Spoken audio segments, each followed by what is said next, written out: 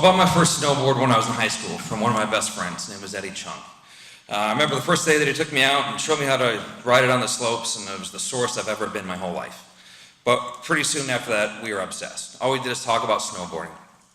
We put the posters up, read the magazines, knew all the models from our favorite brand. There was just one problem.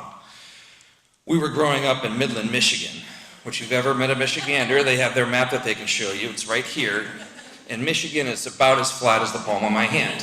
So you get a couple bored Midwestern kids who are obsessed with a gravity-based sport like snowboarding, and they're just going to have to adapt to their circumstances.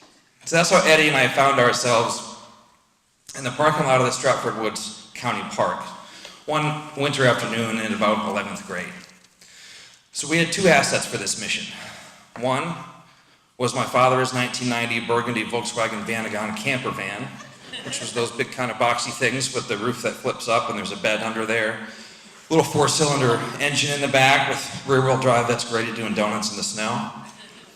Number two was the 8th grade exchange student from Korea that Eddie had been hosting for most of the past year. And he had the advantage of having grown up in a place that actually had hills. So while he was 3 years younger than us, Eddie had gone snowboarding with him in Korea, and he swore that the kid was great. So I wanted to see what he had. Now, it had been snowing all day at this point. There's probably 10 or 12 inches of fresh powder, more of it coming down every minute. So we knew that the plows wouldn't come and plow this huge parking lot anytime soon. So we're all ready for Plan A.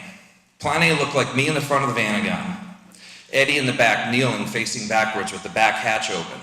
He's holding onto one end of a duffel bag strap, because that's the only thing that we could find in the vehicle for said mission.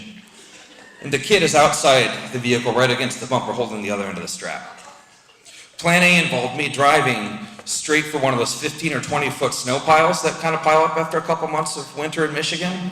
Then I was going to turn at the last minute. We were going to see if we could launch him into the air off the corner of it. Right, this was going to go really well. Don't worry about that light pole, just bank yourself to the right, I think you'll be fine. Right?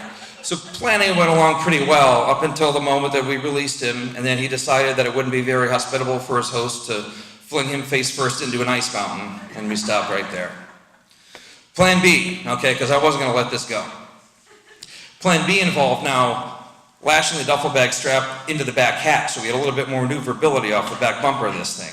I was going to go straight down the half-mile straightaway on the access road. And then I was going to turn at the last minute, and we would just see how far he could go down the snow and just sort of surf it for a little bit. Plan B actually worked pretty well. Okay, cranked it to the right, hit the brakes, and boom, the kid went flying by maybe about 50, 60 yards down the road. There were, however, now two problems. Problem number one was that the ass end of my dad's Vanagon was now encased in the snowbank on the side of the road.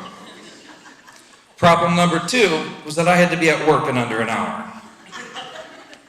So we'll flash forward about 5 minutes. We've got the kid up on the driver's seat, and he's mashing that right pedal with all of his 8th grade weight that we just taught him how to use. You know, this one when we yell go, that one when we yell stop.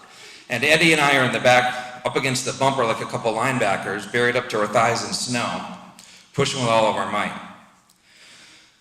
So I don't know if you've ever had that moment where the predicament right in front of you only has a few outcomes, and none of them are very favorable to you. Okay? That was the moment that I had. Because I'm just thinking, man, how am I going to get to work? I'm never going to make it to work on time. This is my first job. I'm a bus boy.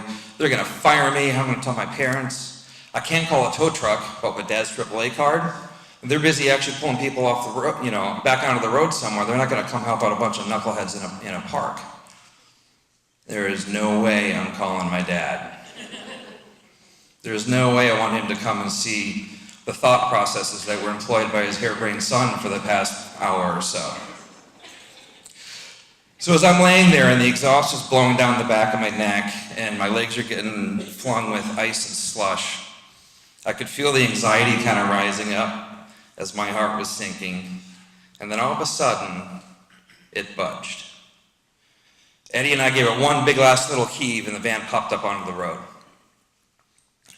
And that was that. I drove them home. I slid into home at work with seconds to spare. My Dockers soaked from the thighs down. But I had the smug satisfaction of knowing that not even 45 minutes prior to that, even though I was going to be stuck at work the rest of the night, I had been knee-deep in a snowbank, pushing my dad's Vanagon out after I successfully slingshotted an 8th grade Korean exchange student 50 yards down the road on a snowboard. Then I taught the kid how to drive.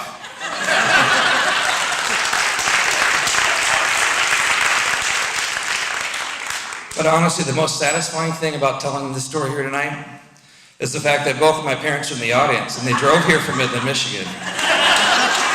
Neither of them have heard this story before. So Dad, thanks for letting me drive the van in high school.